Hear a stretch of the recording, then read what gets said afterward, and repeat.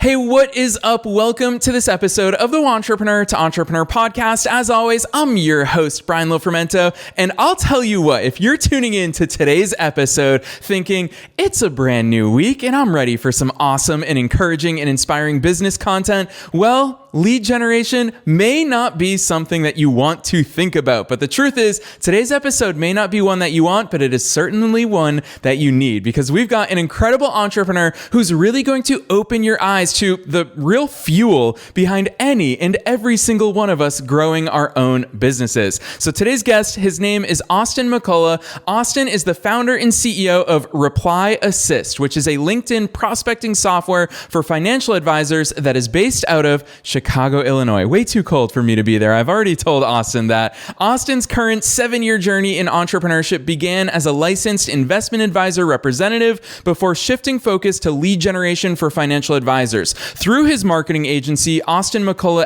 Advising, he generated over 53,000 leads for past clients, which helped lead to the agency being successfully acquired in early 2023. Over time, Austin saw many financial advisors spending significant time on prospecting and facing constant rejection while seeing minimal results. This prompted him to create ReplyAssist, providing a much needed solution to the entire financial services industry. And before I bring Austin into today's conversation, if you have objections where you convince yourself, oh, my business is different, oh, my industry is different, Austin has navigated a world that is very complex. There's a lot of rules and regulations. So all this stuff that he's going to tell us today, it's important for us to take it on board and think about how we can implement it. I'm personally very excited about this one. I'm not going to say anything else. Let's dive straight into my interview with Austin McCulloh.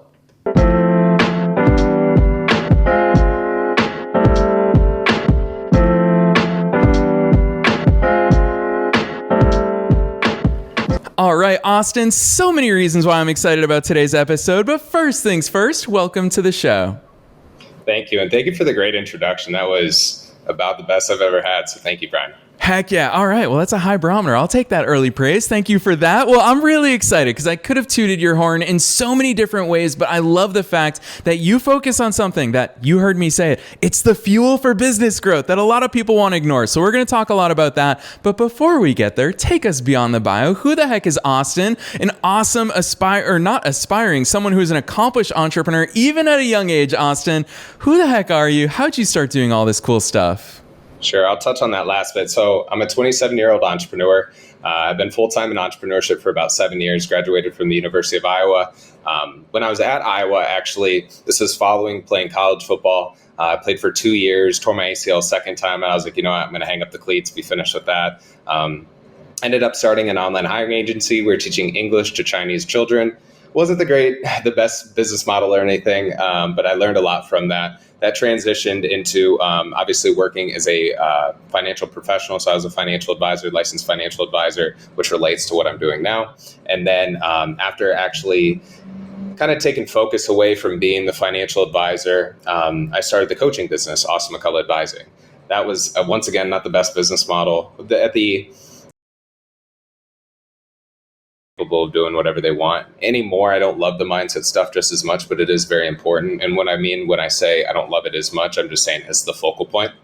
But anyways, since we weren't able to get a ton of traction with the coaching business, I saw an opportunity in lead generation because there were many financial advisors who weren't getting enough clients. That's because they weren't getting enough meetings set. And so I just saw the opportunity, ended up using a software for our clients to help generate leads for them. The business ended up getting enough traction to the point where I was interested enough to just list the business to sell it. Fortunately, someone was interested enough to buy it. And then that was up until early 2023. And then since then, over the past year, we've been building ReplyAssist, and we fortunately launched it officially a couple of weeks ago. So now we're actually bringing on customers, which is, for somebody who's a sales and marketing guy like me, building product for this long, it got to me from time to time, but I'm really glad that we launched. And so that's a quick summary of who Austin McCulloh is. I love sports, love being social, getting out and about, but I just love business, going to be completely honest. Heck yeah. I love that overview, Austin. The only thing I'm going to give you crap for here in today's episode is that you played the wrong version of football. I'm sorry to say that here on the air.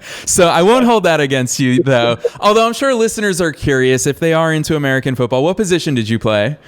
I was actually a nickelback for our team, which was a hybrid between a safety and an outside linebacker. So not the band Nickelback, but yeah, I was on the defensive side of the ball. Perfect. Well, I'll show my football ignorance here. I don't know what a nickelback does. I don't know what a safety does. I don't know any of these things, Austin. So that's about all we do.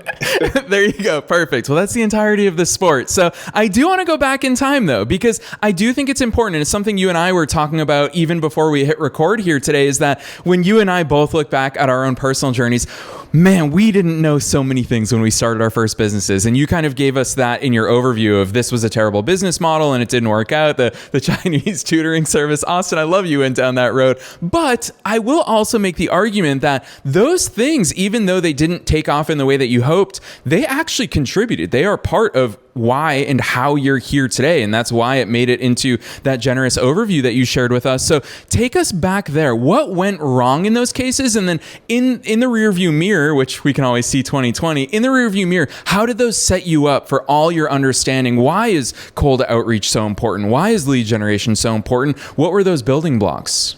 Yep. That's a really good question, by the way.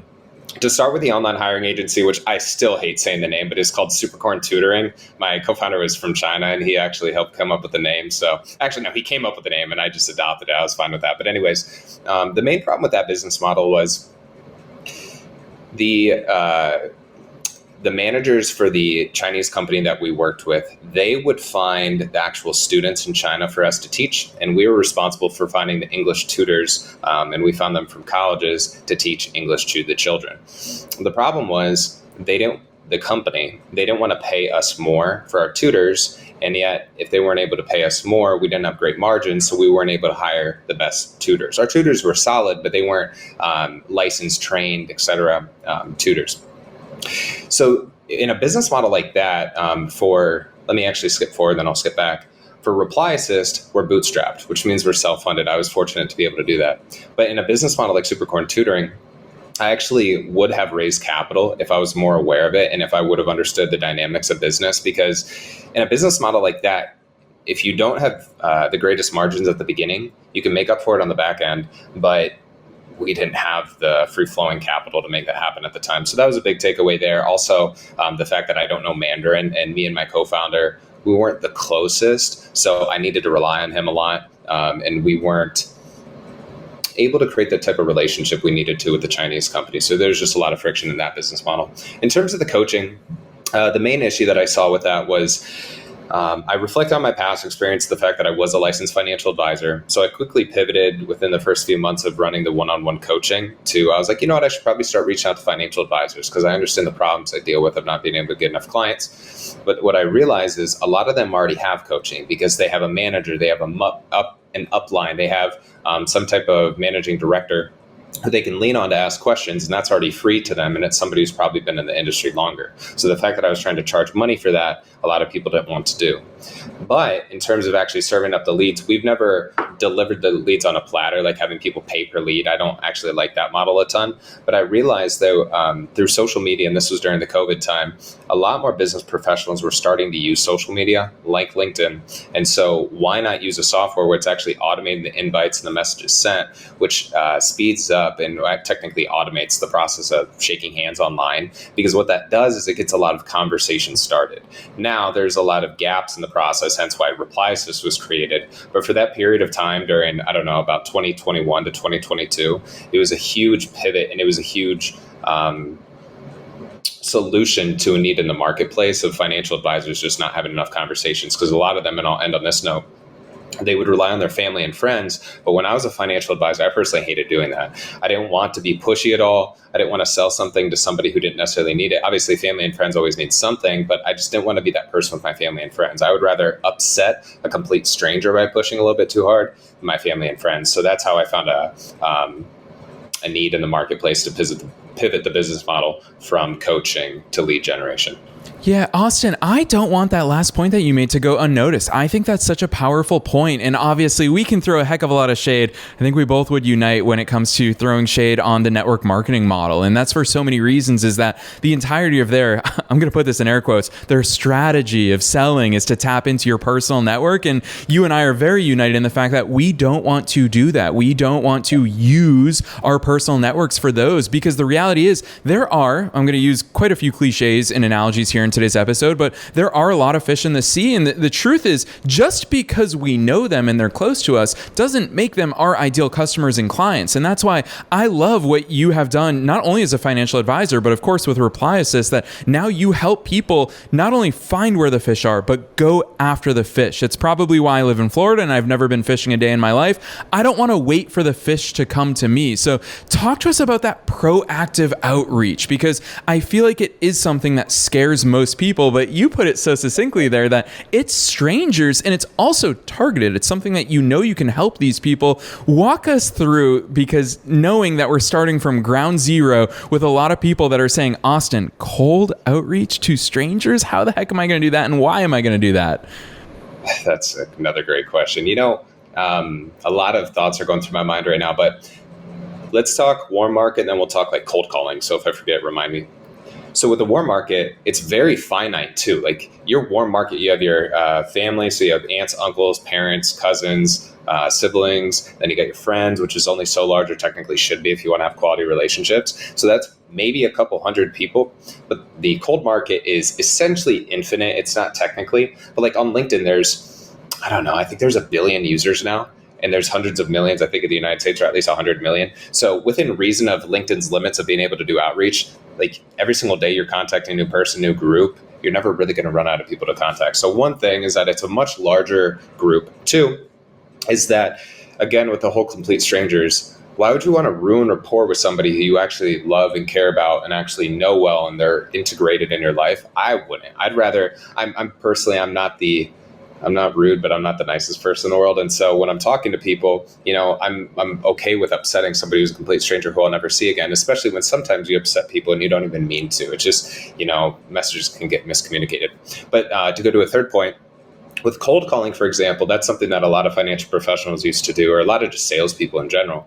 When you make a cold call, first things first, you don't even know if the prospect's going to pick up, okay? Second, if they do, you're hoping that it's a good time for them, which it often isn't. And then a third thing is you can't really brand yourself. That's one thing I like about social media. Like, let's even put LinkedIn aside. It could be any of the social media channels. When you're reaching out, your prospect can accept the invite or follow you back whenever it's a good time for them.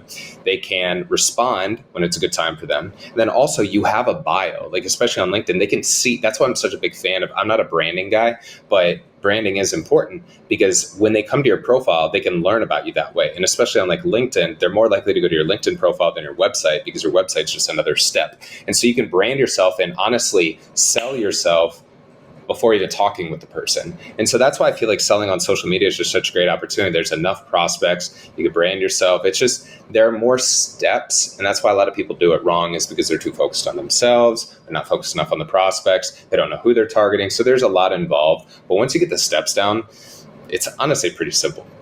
Yeah, I love that overview for so many reasons, Austin. Again, because I think that you do such a great job of painting that contrast between, you talk about cold calling, and none of us want to be cold call. I still don't understand how here in 2024, we haven't figured out an app that stops these spam calls from coming through to us. But what we're actually talking about is something that you're showing up in people's inboxes, whether it's a LinkedIn message or an email or however you want to reach out, from a place of service that's non-intrusive. They can read it when they want. They can reply to it when they want. They can reply to it if they want. They don't even have to, because they can see your message right then and there and decide for themselves what to do. So talk to us about what that outreach looks like. Again, I'm just playing off the fear that so many people have, myself included. When I started my marketing agency back in 2012 in Boston, I remember I walked into a local sandwich shop and I said to the guy, I was like, I'd like to speak to the owner. And he said, well, I am the owner. What do you want? And it was terrifying for me, even though he was right there and he said, yeah, talk to me. So Austin, how do we effectively outreach on an initial message with a complete stranger? It's funny. Thanks for giving that example first off. And then second off, I'm actually pulling open our portal because I want to I try to just add as much value as possible. I'm going to literally read the campaign connection request message that I've been sending out recently because it's been working so well for me. So for anybody listening, if you're trying to do outreach on LinkedIn, honestly, model off of this script. Okay. It's worked really well. So the script is, and I won't put any personal information in there. It says word for word, it's good seeing you actively use LinkedIn, comma, first name. So it plugs in their first name. This is a great platform for advisors because I'm reaching out to financial advisors. Then I go, by the way, so I do BTW. So it's a little bit shorter, doesn't take up as much text. 1, hope everything down south is treating you well because I'm reaching out to advisors down south. If I was reaching out to just one state, I would say that. Then I go, 2, this is my favorite part. Can't promise I don't have anything to promote. And then in parentheses, I say, I think I can be a resource, end parentheses, comma, but I can promise I'll be respectful by not being pushy. The reason why I like this script so much, and for anybody who doesn't know, I've made about 13,000 prospecting contacts. I've scheduled like 800 plus calls from LinkedIn specifically. So I just use this process a lot. What I like about that end bit is you're starting the conversation, but it's not just a casual back and forth conversation where neither of you really know what you're talking about. What I like about this is, it's going to lower my acceptance rate a little bit because it's getting a little bit more straight to the point, but I'm bluntly saying that I'm not going to be pushy. And so what that's doing, it's addressing a potential objection that they would have before they even mention it. So that's just something that I'm fortunate that I just through having some time to think came across that. But anyways, and I'm sure Brian, you probably have a comment or two on that bit, but I want to add more value if I can. So then once the conversation is started, there's a pretty simple framework that I like to go off of. Transparently, it's not the freshest in my mind. If you want me to pull it up, I can.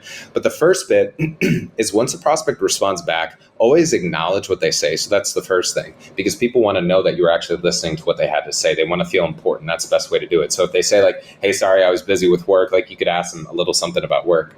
2 is ask a follow-up question that's an open-ended question to kind of guide them forward. So like when somebody responds back to me, to this whole message, they go, thanks for reaching out. I appreciate you not wanting to be pushy. I go, sure, I try to be as respectful as I can. Do you mind if I ask a question? So I'm also asking for permission. And then as the conversation continues, as they start to give me more ammunition, which they start to tell me more about their situation, then once the conversation gets longer, I recommend scheduling a call together. And I just say that messaging back and forth is efficient and effective typically. And then usually they're in agreement. So that's the best way to get a call scheduled. Again, if you want me to pull up in the document, I will, because that wasn't the most clear, but that's the major framework, I would say.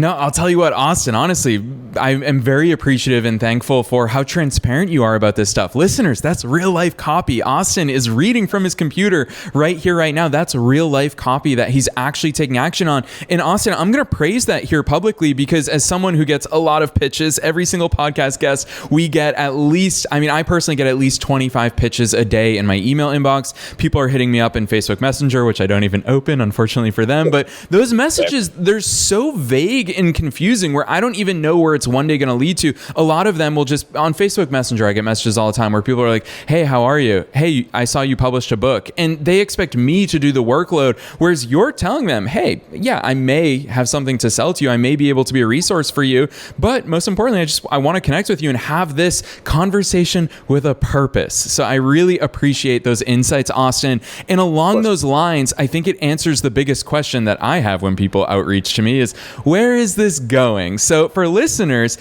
where does this go, Austin? What does this sales process looks like? Because we're talking about cold outreach today, but this is really only the first step in what is an intentional and strategic process.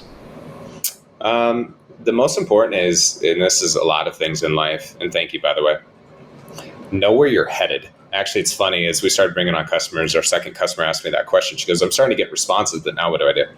And you got to think about it. If you are wanting to lead to a meeting scheduled, you need to find a reason for what would get the meeting scheduled.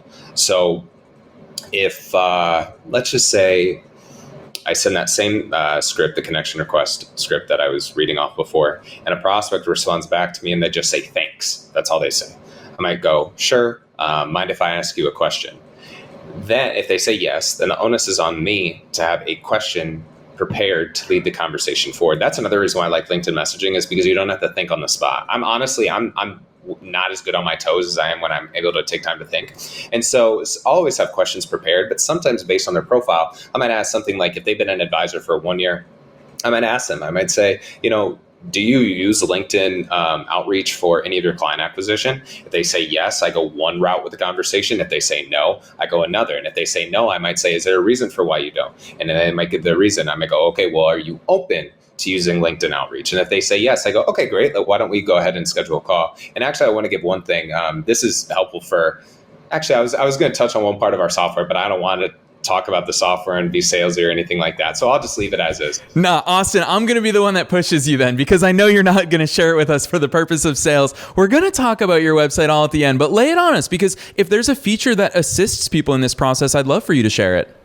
Well, it was funny, people sometimes ask me why I called the business ReplyAssist. And it was because in the marketing agency that I sold about a year ago, we also did lead generation for financial advisors. It was just more of a service-based business. One client, I can think of her name. I dedicate the entire naming to her. Her name's Diana. She would always reach out over Slack, which is where we did our client support, and she would send a screenshot of her conversation, and she would say reply assist or assisted reply or something, because she just wanted a quick response, so we knew to help her. And we would actually tell her what to say back to her prospect, because we saw their response, we saw her response. And so I had that name just kind of teed up. But the main idea, the first idea that I had behind Reply Assist was not just to have the automated outreach, but to help these advisors come up with a response for how to respond, because people don't know how to lead the conversation forward. That's actually why it's cool that I was thinking about it and what I wasn't going to say. We actually, in our inbox, we have a generate reply button that when a user clicks it, it creates a personalized and relevant message to send to the prospect. And that's something that is a huge value add, at least to the financial advisors that I've seen, is because they don't even necessarily know what to say to the prospect, because prospecting online is different than like a phone call conversation. And so being able to click that button, even if they don't like the reply, they can edit it, they can click it again to have a whole new reply. And so it's just a feature that instead of having to think from scratch, there's guidance to build off of. So that's just what I kind of wanted to mention. Yeah, I absolutely love that, Austin. And those are the real life tools that, whether you are a financial advisor, whether you're someone who's ever going to be fortunate enough to use Reply Assist or not, there are tools out there. And Reply Assist is one great example of that. Obviously, ChatGPT continues to evolve. There's so many things that it can do. And the point is, whatever the tool is, there's AI generative powers that can help us in these things. And then when you tie it, you cannot replace the human strategy behind it. AI is only as good as the inputs that humans have given it. So Austin, hearing your strategy and the way that your mind thinks on this really intentional level, I think is really powerful for all of us to implement in our own businesses. But I don't think we can have a conversation about cold outreach while not talking about an inevitability, rejection, and the mindset that goes along with it. Austin, as someone who has done cold outreach in most of my businesses, I know the not so thankful and appreciative and not so kind replies that we all inevitably get. Talk to us about that, because it is an essential part of cold outreach. You're really good at what you do, you know that? So the first thing that comes to mind is that's another cool part about the cold outreach on social media. Since there are more people, if one person rejects you, you have plenty more people. Okay, so that's just one thing to internalize, and that helped me a lot. The second one that stands out a lot, it's funny, I was back home last week in Iowa, and I think you mentioned it, but I live in Chicago. Anyways, I was going to show my mom a conversation that I got from a prospect who, let's just say he was a bit beyond rude. Okay, so we'll just leave it at that. And obviously, even to this day, after how much sales marketing I've done, I'll just say sales specifically in prospecting, it still frustrates me sometimes, especially when you send a message trying to be considerate. Like, it was actually from the message that I read off earlier, and the guy just misread it. But the way to handle somebody who gives an objection is just to be understanding. Because a lot of the time, I used to do this a lot, and a lot of people still do. When you reach out to a prospect and they're closed off or they give you an objection, you don't win the battle by trying to debate with them. Debating doesn't work. What you need to do is you need to, honestly, even if you don't feel like you need to apologize, you should apologize, because clearly you struck a chord in some negative way. And then ask them a follow-up question and just be like, clearly there was some misunderstanding. So how could I have done it better? And what would have been a better way to approach you? Because if you ask questions like that, typically it gets them to lower their guard. And then also if you say, could I have done better? Take that and use it like a mirror. So if they say, maybe your message could have been shorter. Then your messages going forward should be shorter. If they say, I'm going to be honest, this just isn't the right time of year. Okay, then set a follow-up and follow up at a future date. I think a lot of salespeople would be surprised at how open a lot of prospects would be if they just listen to their prospects more. Like there's way too many, and I'll end on this point, there are way too many salespeople with their own agenda. That's not what sales is about. Like you get a lot of people get into sales because they want to make a lot of money, but like you make a lot of money because you solve problems and you actually help people get to where they want to be. Not enough people get that at all. Yeah, I totally agree. And the other thing that I think they don't get is something that you just brought up. It's the powerful F word, and that is follow-ups. Austin, as much as we're talking about cold outreach today, one thing maybe that scares people even more is following up. I know that, especially in my early 20s, I always felt like just following up meant pestering. I didn't know that following up could be of service. So walk us through, what does following up actually look like? Yeah. I'll ask this first. Following up manually or following up automated? Ooh, give us both, Austin. Yeah, I want you to take us both of those. First, let's go manual, and then we'll go automated. Okay. If you're following up manually, it's more work. You got to take the person's contact information, like their first name, last name, their email, put it in your CRM, whether it's like HubSpot, Salesforce, whatever. And then you got to set the due date to follow up with them and have a reminder. The reason why you want to have that is, quite frankly, if you're prospecting on social media, you probably need to have a large enough pipeline that you can't remember the names of all your prospects. I'm not going to lie about that. That doesn't mean that you don't care about the people, but it means you want to have as strong of a pipeline as possible that you can manage. So manually you do that. And then once the due date comes up, you go craft a message. And what I always recommend is, let's say it's on LinkedIn, just to stay consistent. If I have a prospect named Tom Smith, just some random name, and he says follow up in 3 months. Today is May 14th. So that would be, June, July, August 14th. Anyways, so on August 14th, I would see the reminder in my email or wherever I get notified. I would go into LinkedIn. I would go into the conversation with Tom Smith, and I would reread the past few messages, as well as go to his profile, see if there have been any major changes, and ask a relevant question based off that. Typically, if you're going to follow up, you want to get what's coming to mind right now is you want to get like the consent to follow up. So you want to make sure even before setting the follow up date, I would say, hey, Tom, obviously like now doesn't seem to be the right time. Do you mind if I follow up in 3 months? So I kind of skipped that bit, but I wanted to add that in there. So that's the manual side of it. Brian, any questions with that? Anything you feel like I've been leaving out? No, I'm loving that. I will give you a little bit of foreshadowing. We're going to go into consent in a little bit, but walk us through automated following up. Deal. Automated following up, that was actually funny enough. I'll keep this short because, again, I don't want to be sales pitch like. But with ReplyAssist, that was another need we saw in the marketplace. A lot of the lead generation softwares in existence, like what I'd used, were aimed at getting the conversation started. But once the conversation was started, that's where the human had to take over, respond to their messages, do their follow-ups, etc. And the problem is follow-ups are very tedious, time-consuming, boring, and quite frankly, a lot of the time, you don't get anything out of follow-ups. Like, let's say that you reach out to 100 people. I don't know, maybe 50% will still never respond to you because they're not active on the platform. They just don't want to talk regardless. So a lot of advisors I've seen just don't do them. So I was like, you know what? Why don't we just put that in the software where we just automate that whole process? And so it's where if the prospect is the last person to respond, there's not going to be any follow-ups because our user needs to respond. But if our user was the last person to respond and the prospect didn't respond within like a week or 2 weeks or whatever, you could set the cadence. Then the follow-up is going to, or the follow-up cadence is going to know to send a message based on that. So that's how you can automate it because nobody in sales, I'm sure that you could attest to this, nobody in sales wants to do follow-up. So that's the automated side of it.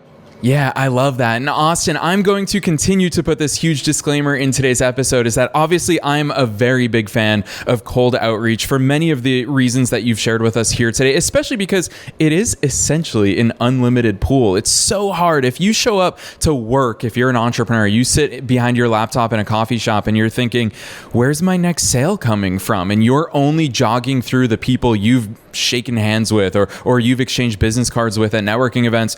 You're also, not only is it going to be limited, but also you're going to get burned out. And I think that is not scalable for sure. It's not a really sustainable growth model. And so, Austin, I want to say that disclaimer and then also add on to that is that a lot of people confuse cold outreach with spam, for example. And so much of what you're talking about today is being of service. And that's why we have been so excited to have you here on the show today because it is such a great way of doing cold outreach and what you've built with ReplyAssist. You've talk to us about a few features that really are built to be of service to the people that you're reaching out to. But even with all of that said, a lot of people are going to think, well, is it legal for me to do this? I know GDPR scared so many people when the EU passed that a few years ago, as everyone thought, I heard everyone say those 3 words, email is dead. Everyone was convinced GDPR killed email, but obviously it's still going strong. LinkedIn outreach, Facebook outreach on every platform is still going strong, but you also navigate the complexities of the financial world. So Austin, give us some of those things. And I know you're not a lawyer, but give us some of those considerations that can give people that freedom to realize that reaching out of service is a good thing. So one thing I would say is, yes, it's allowed to do, but that's a really good question. It's a legitimate fear that a lot of people have.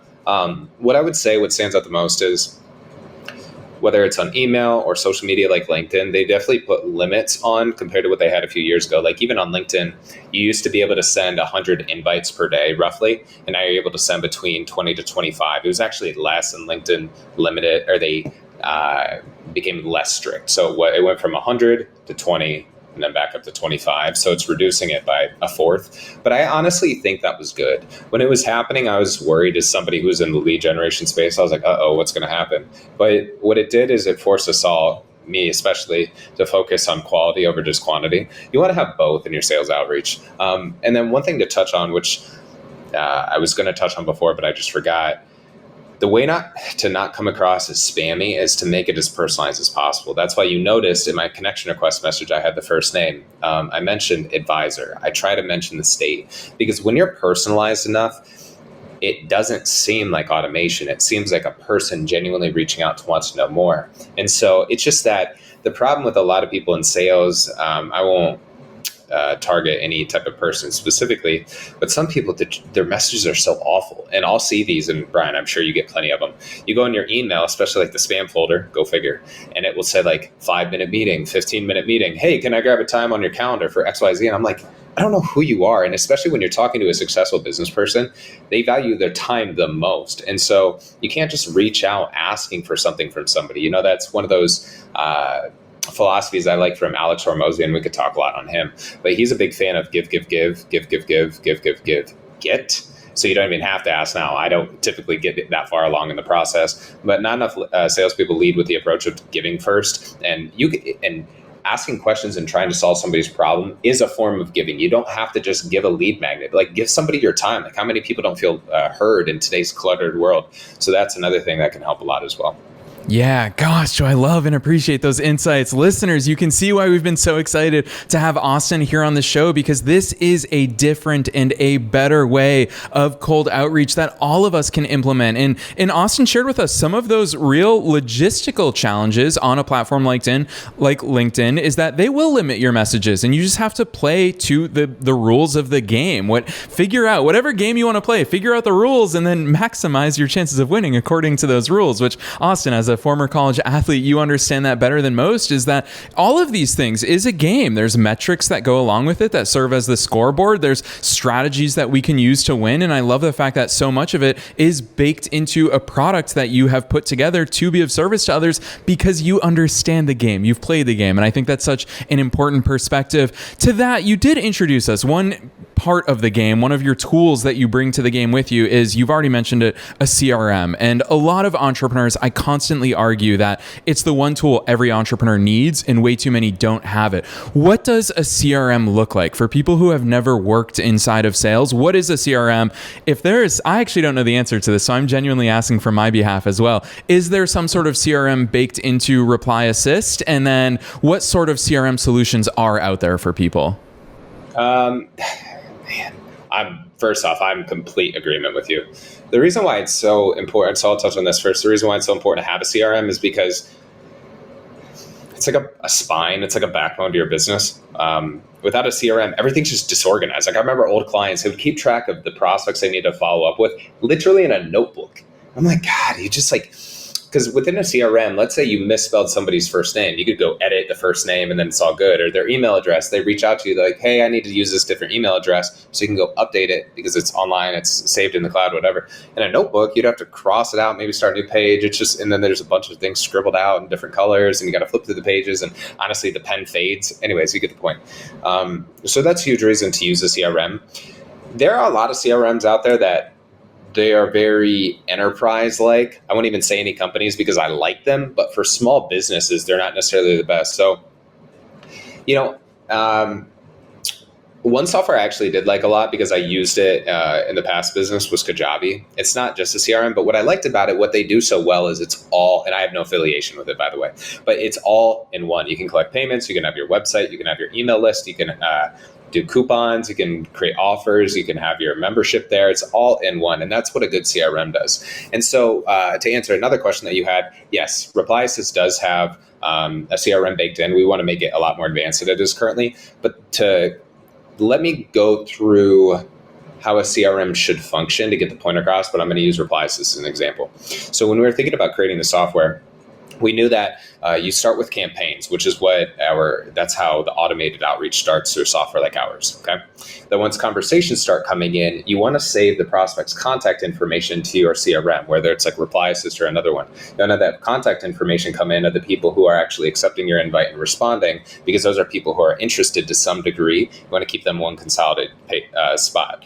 It's better to have their phone number and email if you can. Not everybody puts on their LinkedIn profile, but then you have them all in one spot to reference later. And then once you get a call scheduled, let's say that you have a deals section of your pipeline, then you can go put intro call scheduled so you can organize the deals that are closer to getting closed. So in the last business, this is when I really figured it out. And so that's why I was so big on it within ReplyAssist, is because as we start bringing on sales reps, all of our leads are in one spot, not just mine, but any of our SDRs, sales development representative. And then you have the CRM. So let's say that one of the SDRs leaves the business. We can take those as the contact owner. Let's say Tommy Smith now is the example. We can reassign his contacts to myself or to another SDR. And then also all the deals that are in the pipeline are in the deals area. So we can see the leads that are not just the fresh ones that we started talking to maybe a couple months ago, but these are people who will close this month. So in terms of forecasting revenue and profit for the business, that's why I like having a CRM. I think as I get more and more into business, I think I'm just going to be a bigger advocate of CRMs just because I'd be lost without mine. Yeah, not only an advocate for CRMs, Austin, but what I'm hearing and seeing in your own entrepreneurial journey is just how important your sales background really is to every single thing that you've done so far in your entrepreneurial career. And that's why ReplyAssist is baked into all of that sales experience that you've had up to this point, because these are the essential ingredients. So also, I just want to do a quick shout out to Travis Rosser, who is the founder of Kajabi, who has been on this show. So you say that you're not affiliated with him, but he is a near and dear friend of the Entrepreneur to Entrepreneur podcast. So very cool that software is a great example. So I appreciate you sharing that real life example of a software. And Austin, I do want to transition. I knew we'd be short of time here today, but I want to talk to you entrepreneur to entrepreneur, not just as the subject matter expert, because you did share here at the top of this episode about how it's been a bit frustrating. You are not a technical founder and you've been working on an incredible software. What's been the most eye-opening experience? Because you're walking into it as, yes, an experienced entrepreneur, but now you're a tech entrepreneur, Austin. What surprised you about that journey? God, you and your questions. You should be good at this, but I'm still just surprised at how good you are. I had to be humbled as a salesperson because, this is another thing Alex Hormozy talks about. Sales doesn't matter as much as marketing, and marketing doesn't matter as much as product. And that was one thing that I had to really shift my perspective. Was early on, I remember arguing with my CTO because I wanted to take some time to work on a lead magnet. And this was like over half a year ago. And he's like, to focus on the product. Why are you focusing on a lead magnet right now? Like, we don't even have anything to sell. And it frustrated me at the time because that's what I knew. And that's what a lot of entrepreneurs, or a lot of people in general, they want to go towards what they know, but what you know is why you're at where you're at right now. And it's tough, especially me. I love certainty. So trust me, when I actually don't think I'm like a true entrepreneur, not even as much as my CTO and co-founder. I'm more of of an executive because I like the structure, but hey, you got to get there somehow. So anyways, it's just a process that as an entrepreneur, you constantly have to learn and grow new things, even when it's not what's comfortable. And that was the biggest takeaway that I had, was to just focus on the product. Because quite frankly, when the product's really good, it's easier to sell. You keep retention. It's easier to build a business. You can duplicate yourself, come up with SOPs, so standard operating procedures. And it's just been a gradual perspective shift to just see how important it is to focus on the product rather than the sales and marketing. Actually, to finish off one other point, that's one thing I get frustrated with. I actually made a LinkedIn post on this recently, are the, it's funny, Wantrepreneur podcast. You get a lot of people who just go out and sell, like courses. A lot of them have good intentions, but if you are using a service to come up with a course and you're just trying to put a few bits of knowledge, I don't know if it's the same as like creating a true product from scratch. And that's coming from somebody who's had a course, somebody who's had a coaching business. And so it's just, again, I know I'm saying this like 5 times in a row, focus on the product and it's going to make everything so much easier. Yes, I couldn't agree more. And Austin, we have so many overlaps in our entrepreneurial backgrounds because similar to you, once upon a time, I used to sell online courses. I used to do group coaching programs, and all of those things were so near and dear to my heart. But my question was, how much am I enabling people through content? Whereas we need to actually serve people. So huge kudos to you. Holy cow. I have so many friends and guests of this show who have gone on to grow incredible software companies. Austin, I know how much work goes into it, and you have attacked that with such vigor and resilience. But I think behind all of that is really that entrepreneurial mindset that has been on display for us here today. So huge kudos to you. I love seeing that progress. And with all of that in mind, the last question that I love to ask guests on these episodes is, what's the one takeaway? You can take this any direction you want. We covered so many important things for all business owners and entrepreneurs to think about in today's episode, but you also bring with you 7 years of entrepreneurial background. So I'm personally excited to see what that one takeaway or that one piece of advice is that you want to leave us with here today. I'm probably only saying this because it's so relevant. It actually happened within the past couple of days, but a lot of people in entrepreneurship think about consuming more, reading more books, taking more courses, and that's good. But at a certain point, you know most of what you need to know. You don't know everything, you never do. And I realize I know less than I used to think. Like, that's just humility. But you have to become very stringent with your boundaries and with your time. There could be people who you love being around, friends, family, whatever, who you enjoy them as a person, but they're taken away from time and business. Or you have other distraction hobbies. Like, let's say people play a lot of video games or they go drink on the weekend all the time. As an entrepreneur, if you want to be successful, you have to take a hard look in the mirror and be able to, let's call it, sacrifice those things that you like for what you want the most. I know that's kind of cliche, but it's a really tough decision. And I've had to go through more and more of them over the years, whether it's letting go of money to be able to make more money, right? Like investing in a course or investing in marketing or something like that. But you have to be able to let go. And that's something that I don't think enough people grasp. Everybody wants to cling on to the life that they have now, but that's what's preventing you from getting to your next life. And I want to just say that from somebody who, like, any true entrepreneur has had to deal with that a lot, and they have to continue to deal with it. And so we're telling you to do that. And obviously anybody who's listening, I'm sure a lot of people are successful themselves who are listening, but you got to let go of that. And once you do, it's going to free up room and space for you to continue to grow more. Yes, gosh, so well said, Austin. I ask that question at the end of every single episode. That is one of my favorite answers to that question of all time, because this is the real stuff that I don't think people talk about often enough. And I so appreciate the emphasis that you put on the fact that another online course isn't going to rescue you. It's not going to be that one breakthrough. This is the real stuff, Austin, that you've come here and shared with us today. And I'm so excited for listeners to go deeper into the work that you do. We actually did come across you on LinkedIn. Our team was so excited to reach out to you and invite you to come on the show today. And you have been such a wealth of knowledge. So I know listeners will want to go deeper into the world of all the great things you're building with ReplyAssist. So drop those links on us. Where should listeners go from here? Super easy to find. So for ReplyAssist, www.replyassist.com. You can find us on LinkedIn, Instagram, and then if you ever want to see anything for me personally, just look up Austin McCulloh. I think the name is going to be in the show notes. So we just keep it pretty straightforward because I know in terms of SEO, we want to keep it consistent. So you'll be able to find us. Yes, listeners, you already know the drill. As Austin alluded to, we are making it as easy as possible for you to go and find all of Austin's relevant links, including ReplyAssist.com. Super easy. That's ReplyAssist.com. All those links are going to be down below in the show notes, wherever it is that you're tuning into today's episode. So, Austin, on behalf of myself and all the listeners worldwide, thanks so much for coming on the show today. Thank you, Brian. I appreciate you.